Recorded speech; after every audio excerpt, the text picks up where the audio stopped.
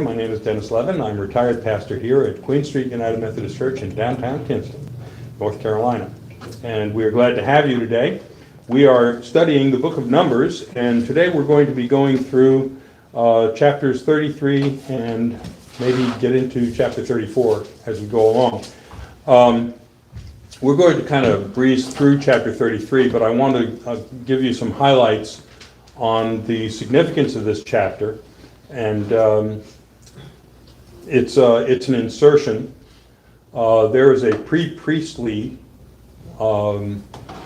edition of the book of Numbers that ends with chapter 33.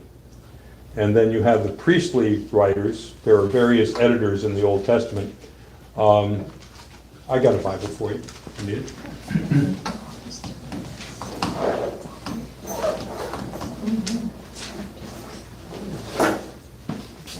There we go.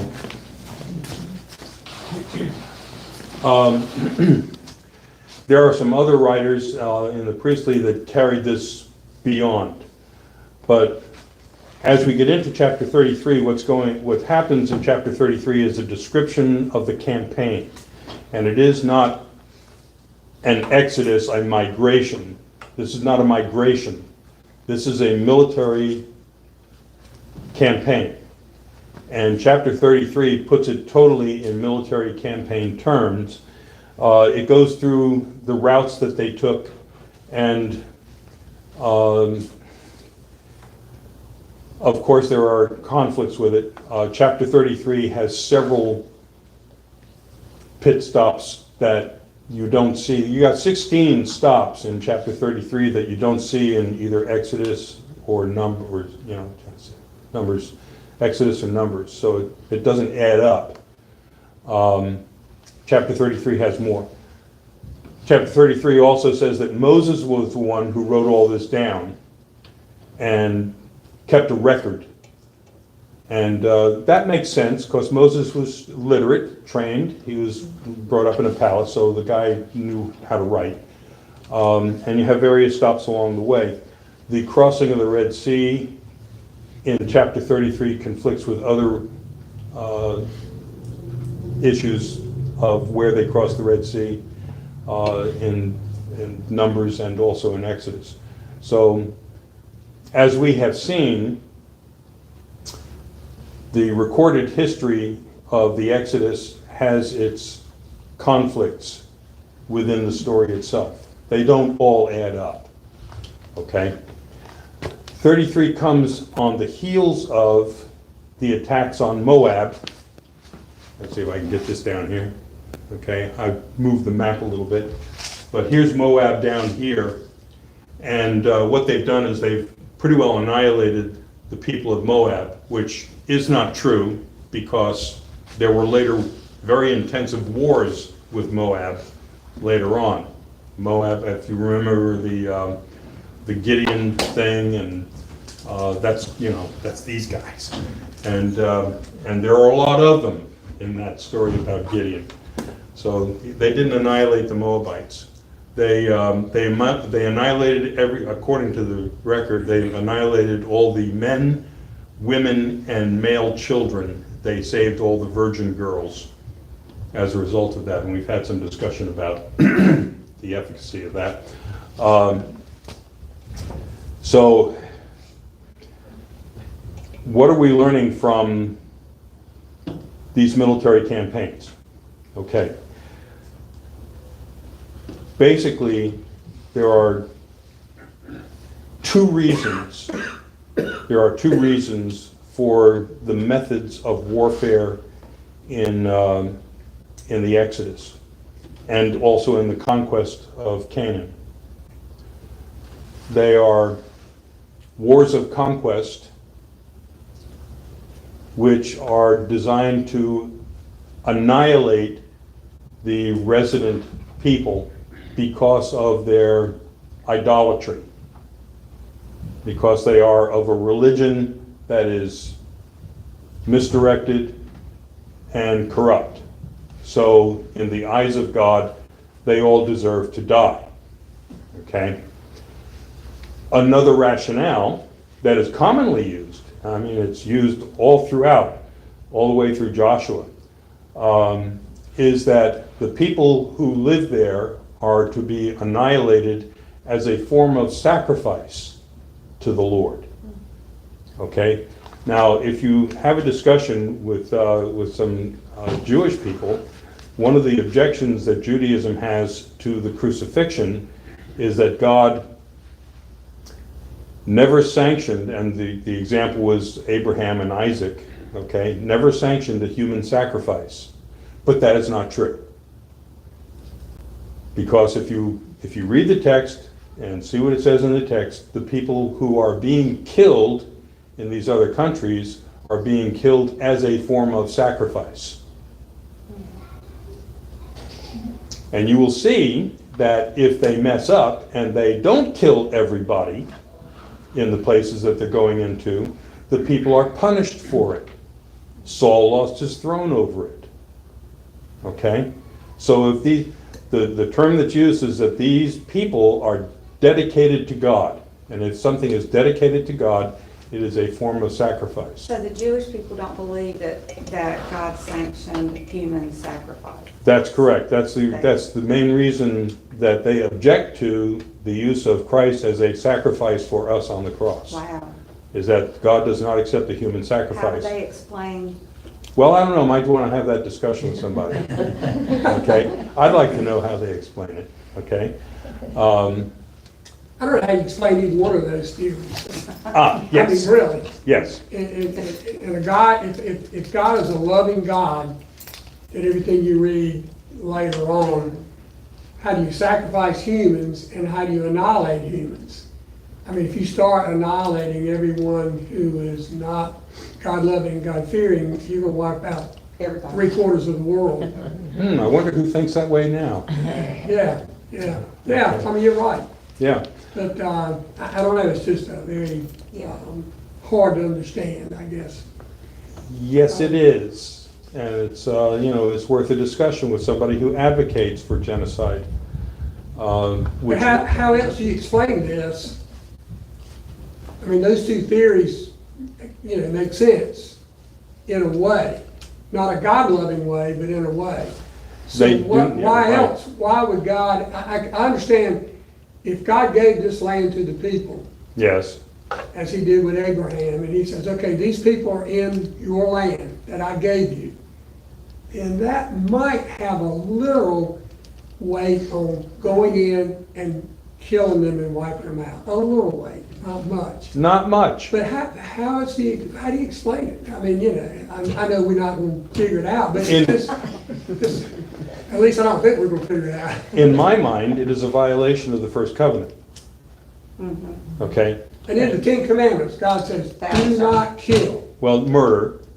Okay, war is not considered murder. Okay, we're going to have some other instances of this coming up in chapter 34 of what is and what isn't. But the first covenant said to Abraham that he would have the land, that his people would be, his descendants would be like the stars of the heavens, sands of the sea, and that through them the nations of the world would be blessed. Okay, well, this is an odd way of blessing them.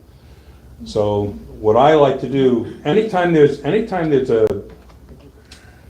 a disconnect in the Bible, I try to go back to first principles. Okay? First principles, what did God tell people to do in the first place? Told Adam and Eve, be fruitful and multiply and replenish the earth. Take care of the garden. Okay, that was God's, take care of what I gave you, okay, and be fruitful and multiply and replenish the earth. Then there is the covenant with Abraham, where you're supposed to be a blessing to the people around you, not a curse. But this is definitely a curse. So, and God is using, in this narrative, God is using his cursing of the people who live there as a justification for their elimination. Okay? You go back to like the people of Moab.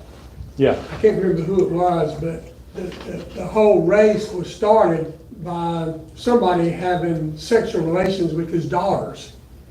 because they had been moved away. I don't remember all the facts, but Yeah. Noah.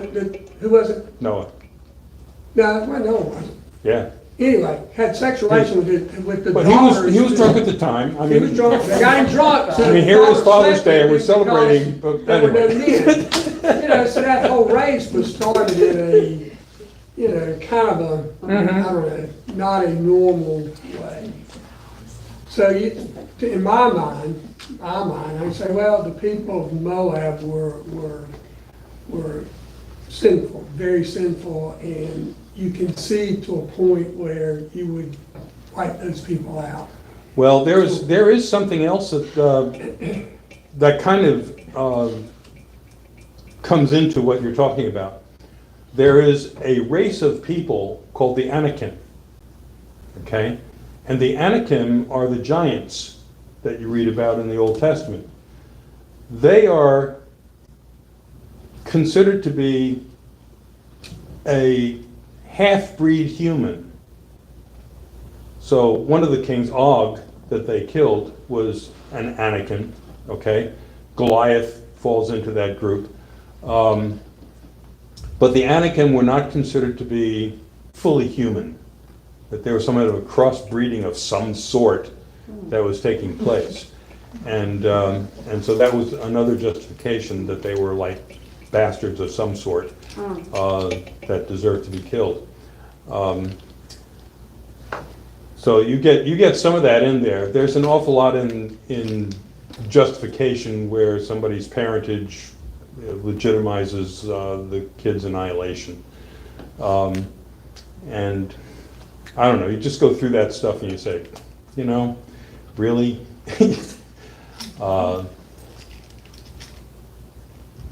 You know, Jesus certainly put the kibosh on putting the sins of the fathers on the children. That was a different interpretation through Christ of what had been common. But anyway, I'm not going to get into the stages of Exodus from Moab. There's another page. Here we go.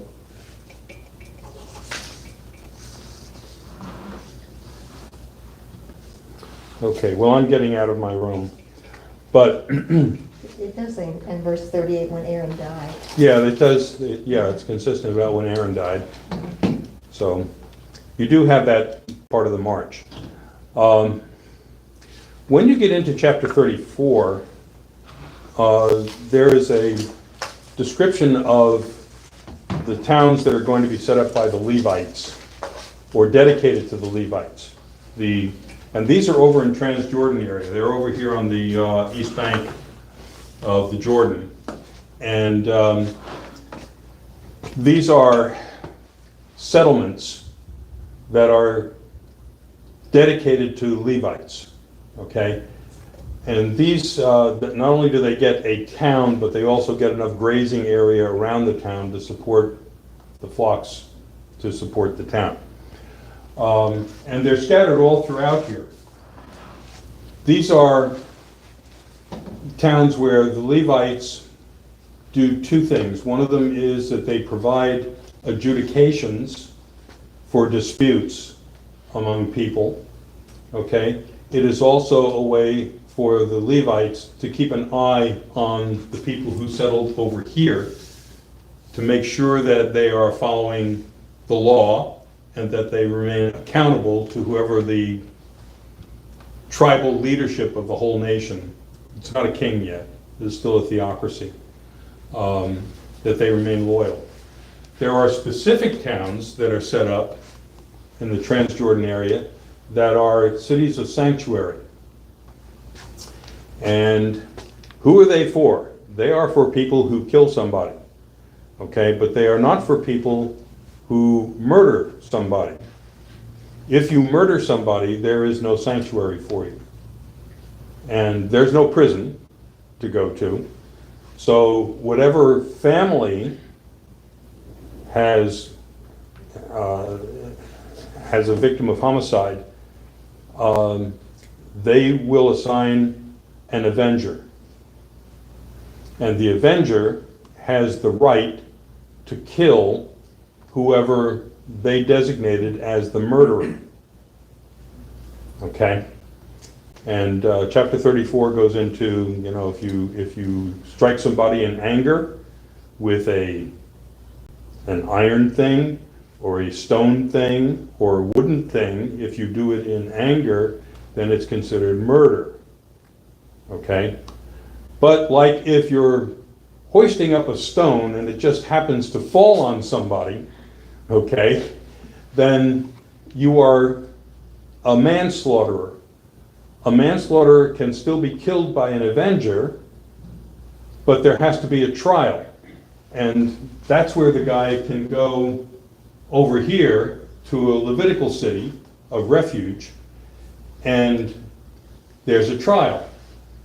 And if it's determined that the person is it was an accidental death, okay, he's acquitted, but he's not allowed to go home. If he goes outside of the city, the avengers can still kill him. Okay? He has to stay in the city until the death of the high priest. Once the high priest dies, then he can go home. Okay. It's like, okay, But anyway, now, here is another thing that has to do with sacrifice, okay? If someone is murdered, their blood pollutes the land. And the only way to take that pollution away is with the blood of the murderer. So once again, you have an example that a sacrifice, a human sacrifice, there's a context for it in the Old Testament. So you have two where God accepts a human sacrifice. One of them is the death of the enemies, and the other is the death of a murderer. So there you go. They're not part of the sacrificial liturgy. They're not killed on the altar and their blood sprinkled on this and that. There's none of that going on. It's not done by the high priest. It's done by an avenger. But there is something about the blood of somebody working to rectify an issue as a means of sacrifice that God accepts. Well, this is like Jesus' blood, Yeah. right? Well, he was hung on the cross as a criminal. And so the understanding of the big deal that blood plays in the Old Testament for expiation of sins and things like that, the blood of Christ could be seen as a way of purifying the land.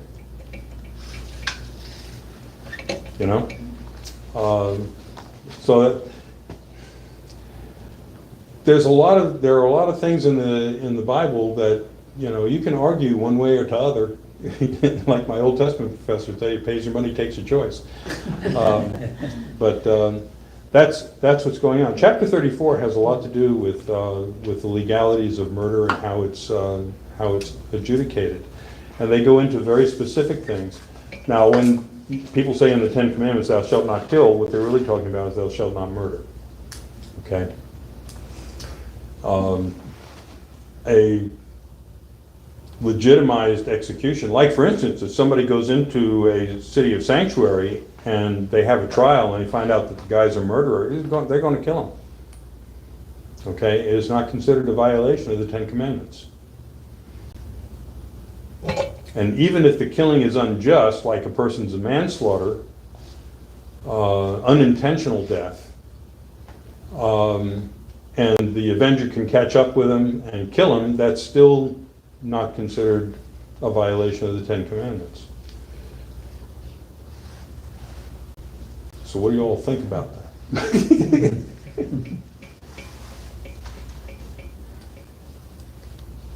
It's an interesting thing. They don't have a way of incarcerating somebody. You know, even up in, like for instance, you know, we went to Williamsburg and went to the court system in Williamsburg at the Capitol building, and we went to the jail. And a person is held pre-trial in the jail. Okay? If they are found guilty of a felony, they're either hung or they are branded. You know, the branding takes place on their left hand, I think, right here. And they do it right in the court. And it has a letter that's branded, depending on the crime that the person is convicted of. It's called benefit of clergy. But they let them go. But everywhere they go, everybody knows that this person is a convicted felon, you know, who got let off. You don't get let off twice. If you come in with that letter on your hand and you're convicted of another felony, well, guess what? You're held in the jail only until execution day, and then they take you out. But there's no long-term incarceration in the colonial period. There was no long-term incarceration in, there was in England, but the long-term incarceration had more to do with someone who was a debtor. They're kept in prison until they can pay the debt. But there's no prison system here. There's no prison system here. Romans didn't keep people in jail. They kept them in jail pre-trial, and it was up to somebody, friend or family, to feed the person while they were in jail. But then, once the trial happened, you either walked away or you got killed. There was, you know, one way or the other. And that's not been, maybe with, a friend of mine, she was talking about her grandfather that had committed a crime like in the 20s or the 30s. Yeah. But it was the family's responsibility then to feed him. Right. That she said she remembered her grandmother talking about they would have to, or maybe it was her great-grandmother, you know, it was their responsibility to take him lunch, and I guess like on Andy Griffith, you know. Yeah. And they had to, you know, that's. Aunt B, that's had right. to feed, But she was paid by the county. So that's not really been, you know, I guess the prison system like we know it today is not that. Yes, it's not the same Right. at all. Now, John Wesley's father, who was an Anglican priest, was put in debtor's prison. And it was up to the Wesley family to see that he got fed while he was in prison, and that the debt was paid. Okay? In these Old Testament times, actually in New Testament, they had debtor's prisons. And the way you got out of prison was you either paid the debt or you sold yourself into slavery or some of your family members. Was Paul kept in prison? Paul was kept in prison pre-trial. Right, right. Everything was pre-trial. And then he finally got a trial under Nero. So that deck was stacked. And he did not die as horribly as most Christians did. They beheaded him. So it was quick. But Nero loved to torture people, and, you know, for Christians. And when Rome burned, he blamed Christians for it, and just rounded them up, put them in the arena, you know, had men, women, and children killed. It's one of the reasons why we do children's baptisms in the church, because the liability for a baby was the same as it was for an adult if you came from a Christian household. So this idea of like trying to rehab prisoners and is fairly new, obviously. Oh, very new, very new. I mean, it's post-colonial. I think it was somewhere in the early 1800s where they started to think about using the prison as a reform, not just as a form of punishment, and also of long-term incarcerations. Well, they were doing long-term incarcerations in the 1800s. So, you know, people would be put in prison for a felony, depending on the felony. If it was a horse, they'd hang him, but, you know, there are other felonies. And it's been a very gradual thing. And we still have not worked out a good system of More incarceration. humane now, maybe. Most definitely is more humane. Okay, most definitely is more humane. They actually get fed by the system. Not good food, but food, okay? I've visited people in prisons, and, you know, you get like a bologna sandwich for lunch or something. It's, you know, it's not great stuff. I've been to Central Prison twice, and as I told my colleagues, one time I went with Peggy's law class. Good to know where you're sending people.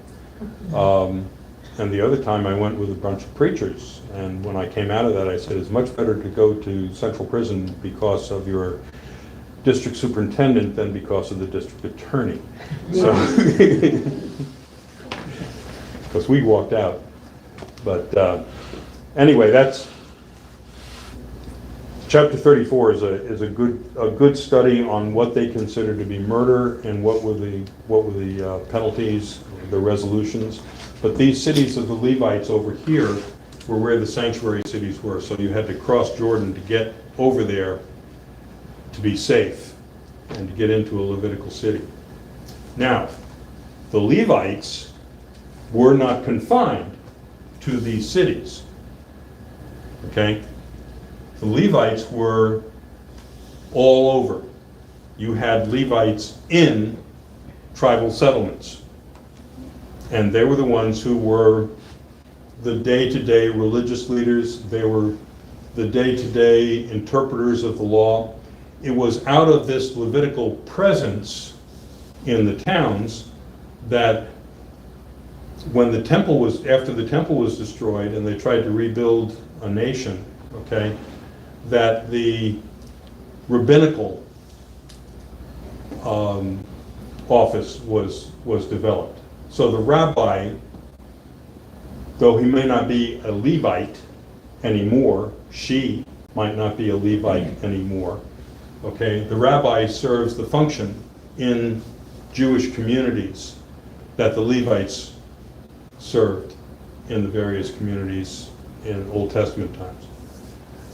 So you see how it had to evolve, because there were times when, like under the Greeks, you couldn't practice Judaism, and the only way you could do it was, you know, in houses and out of the public eye, stuff like that. Then under Roman times, there was still a temple, Herod's temple, okay, there was still that, but you started to see more and more of the rabbinical development during that period, so that people who were not necessarily Levites, but who were considered community leaders would take over that role.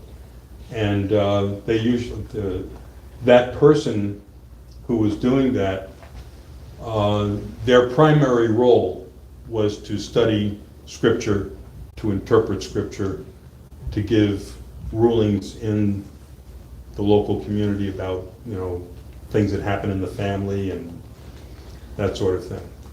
So you can see an evolution going on. But a lot of that comes out of this kind of settlement. But when David and Saul and Solomon wanted somebody to keep an eye on everybody, it was the Levitical duty to do that. The Levites were the enforcers of the law, as you know. When you saw this thing with the Midianites and Moab, you know, the Levites were the ones that went out and slew people hip and thigh to get them all right with God. It's an interesting way of doing it, but anyway. Okay, any questions or comments or snide remarks for? Okay. I don't think the choir, I don't think We're not doing We're choir. not, we're not. We're not, okay, yeah. yeah. So, who knows, we may go over. Now, on June 30th, I'll be at Rainbow Church. They're going to be between preachers, and so they asked me to step in. So I'm going to be, June 30th, we'll be doing Craig that. retired. Who? Craig. He did retire. Okay. He did? Yeah, he literally went out to pasture. Went from pasture to pasture. So he's been going back to the family farm. I knew he said when he went there, he was gonna stay 1 year. Yeah, well, Craig did. He's on his way. They're getting a new young guy in the pulpit there, and that's exciting for them. They took a big hit during disaffiliation, and they're trying to rebuild. One of the things that I found at conference very refreshing was that there was a sense of moving forward as a church. It wasn't like, oh, gee, look what happened, you know. There was a sense of purpose in moving forward and to use each other's strengths. So like, for instance, the new rules that are coming down from General Conference, the revision of standards. If your church doesn't want to do something, you don't have to do something. But look for a church, for that couple, whoever, look for a church that will do something and that will accommodate them, okay?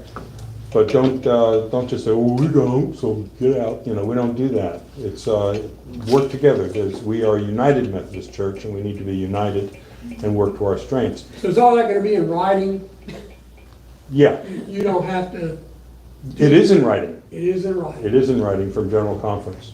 Now, the administrative revamping of the United Methodist Church from central conferences to regions is something that they couldn't get the documentation for that translated fast enough.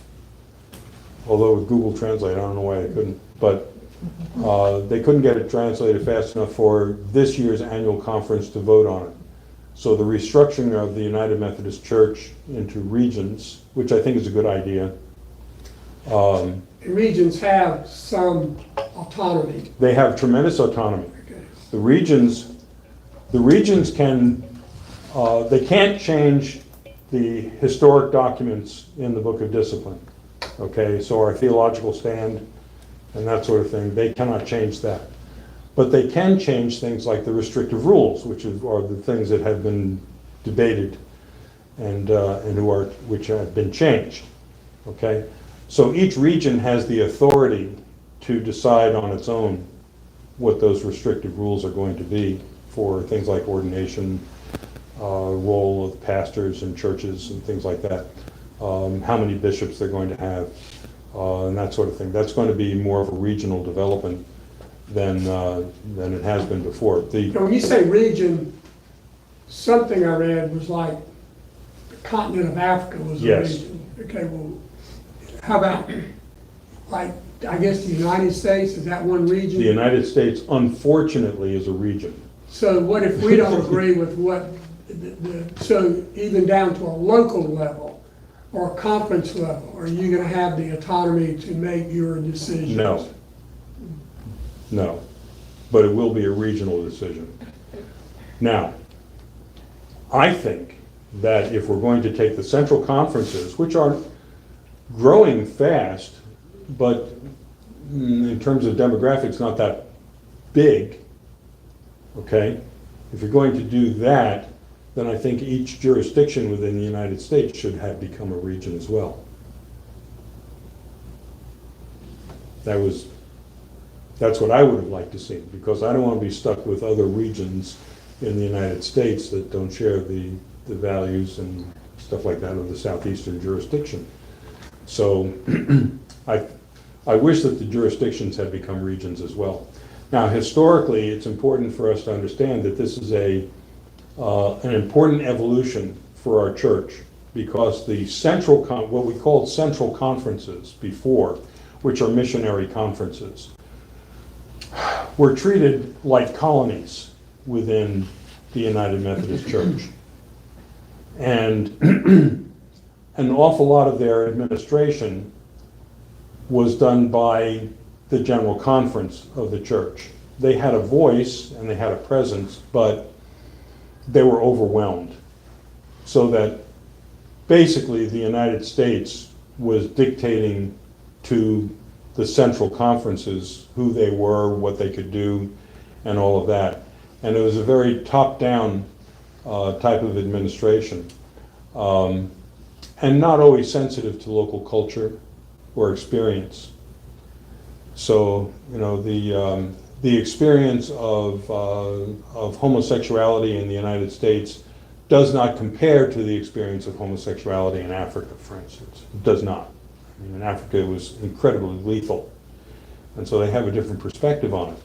And it's not necessarily a moral judgment as it is just from a standpoint of health and survival. There were reasons for them to not want that lifestyle.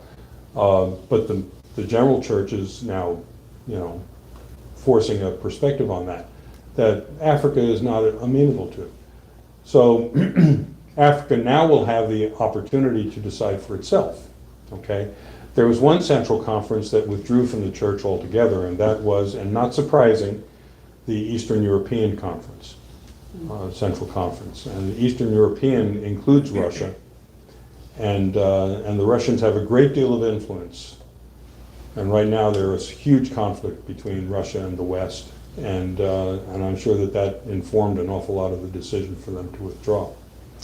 So we lost one central conference, but the rest of them became regional conferences, and that was to allow them the opportunity to give expression to their interpretations of what the restrictive rules should be within the book of their book of discipline, and also it was, I think, the only way to keep them within the United Methodist Church. So. Didn't a great number of African United Methodist churches leave? Yeah. Yeah, they did. And, you know, I mean, this whole thing has been devastating, and I really felt like it was a real failure of leadership within our church, a tremendous failure of leadership within our church. So I think the apology was warranted, quite frankly. You know, Good friend of you mine said- put that forward. Well, oh, you said at one time that you wouldn't be surprised to see some churches that disaffiliated to want to come back. Yes, that was, I almost got to the mic and asked that question of the Conference Board of Trustees. Do you have a system for reestablishing churches that have disaffiliated? Because I really think in the next 4 years, there are going to be a lot of them that are going to be looking for, well, how do we get a preacher here and all of that. And, you know, I didn't know if you still had that same kind of feeling. oh, I absolutely do. Okay. I absolutely do. And I think it's foolish for us not to have a very generous path to reinstatement. I really think so. I mean, the path to disaffiliation was onerous, but the path to reinstatement should be fairly generous. That's how I feel about it.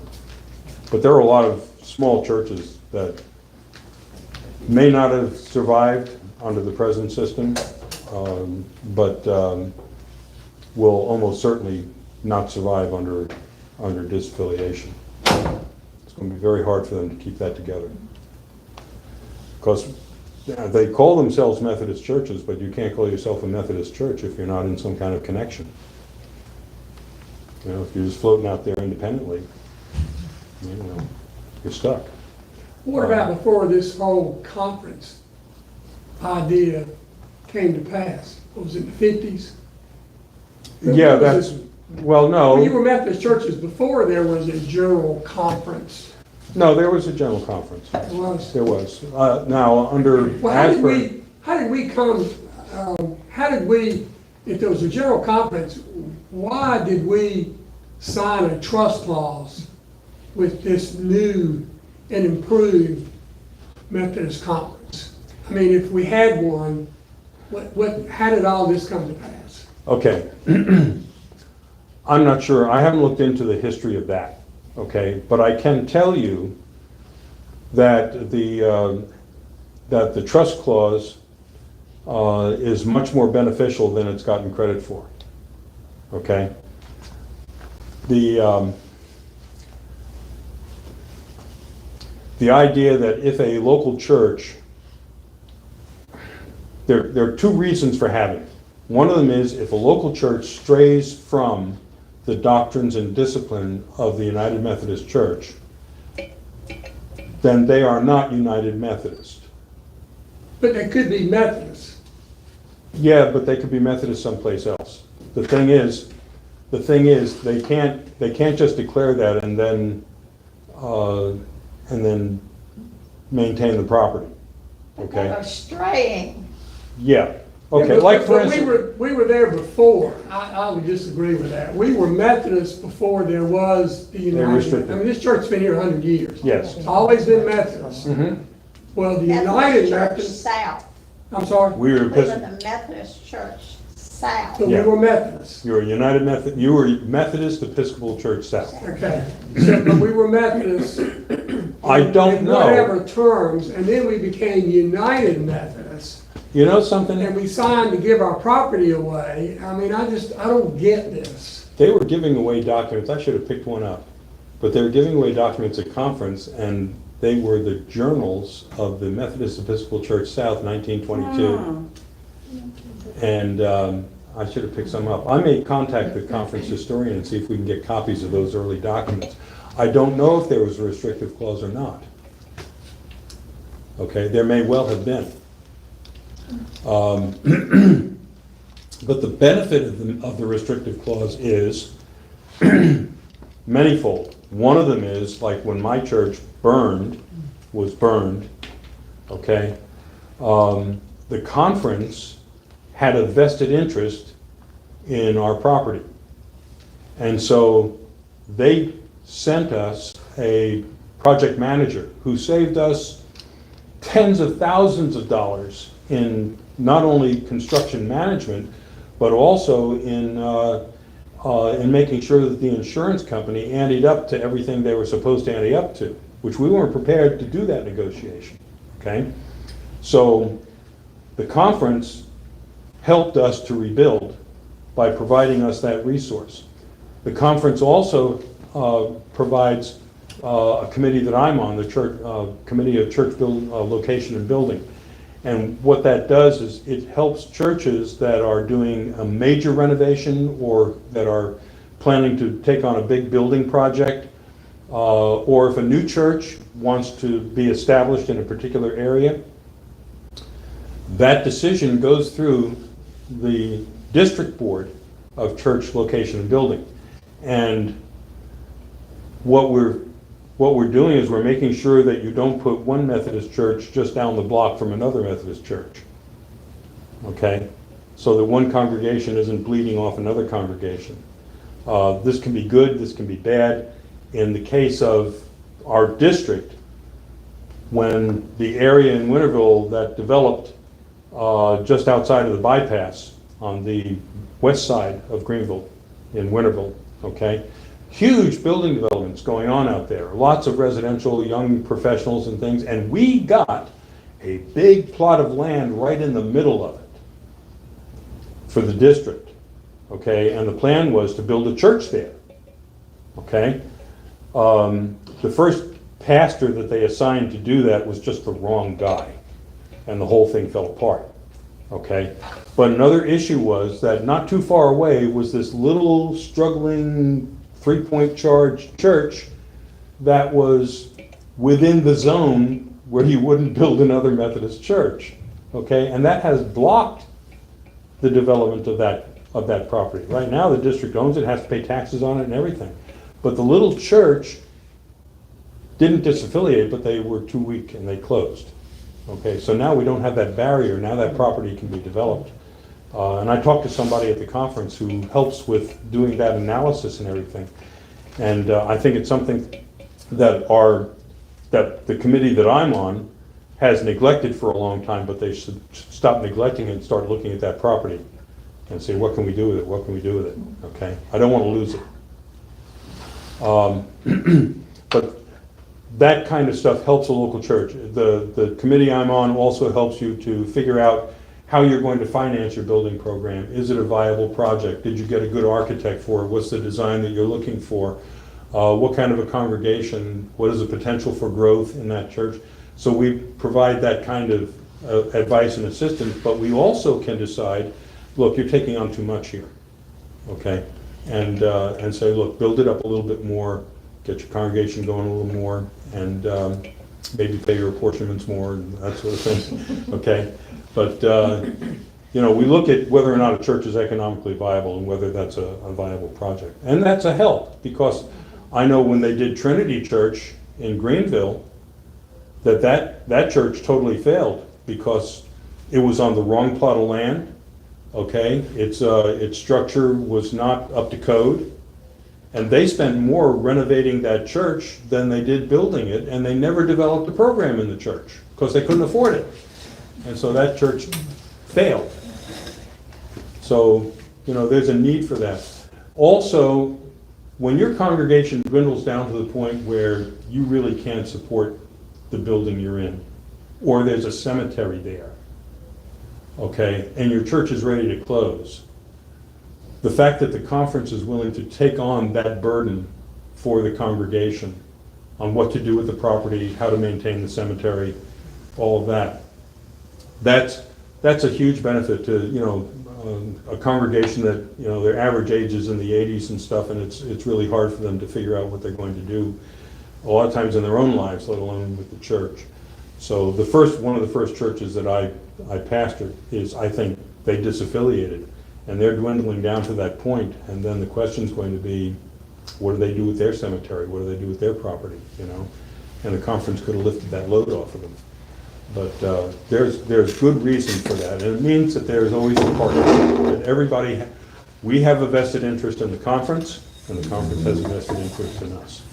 It's a mutual thing, and it's a good thing. It has proven to be, in my experience, anyway. Okay, looks like we're divesting the class. God bless you all. Glad to have you here with us, and join us next. So y'all need to head, is that what you do to prepare for the next study building?